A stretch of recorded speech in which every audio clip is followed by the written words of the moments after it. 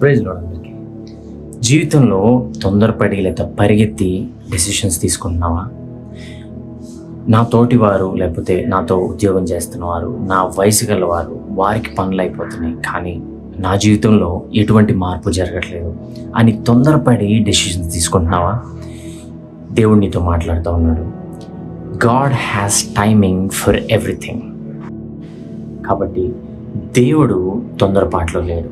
ఆయన తగిన సమయమందు ప్రతి కార్యం చేస్తాడు అని బైబిల్లో సెలవిస్తూ ఉన్నాడు.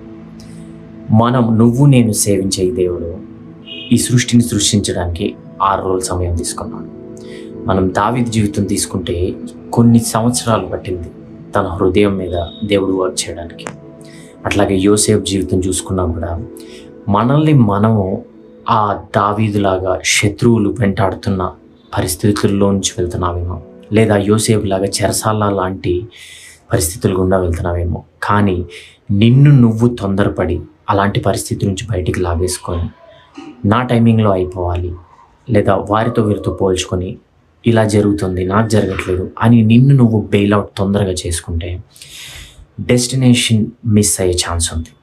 తొందరపడి నువ్వు తీసుకునే ప్రతి ఆలోచన it might cost your life.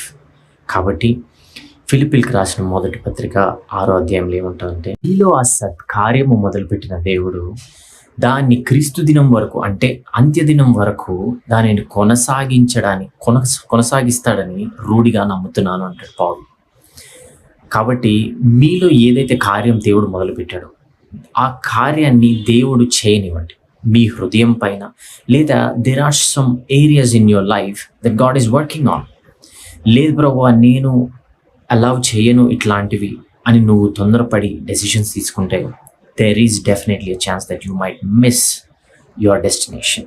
కాబట్టి తొందరపడి ఏ నిర్ణయం తీసుకోకండి.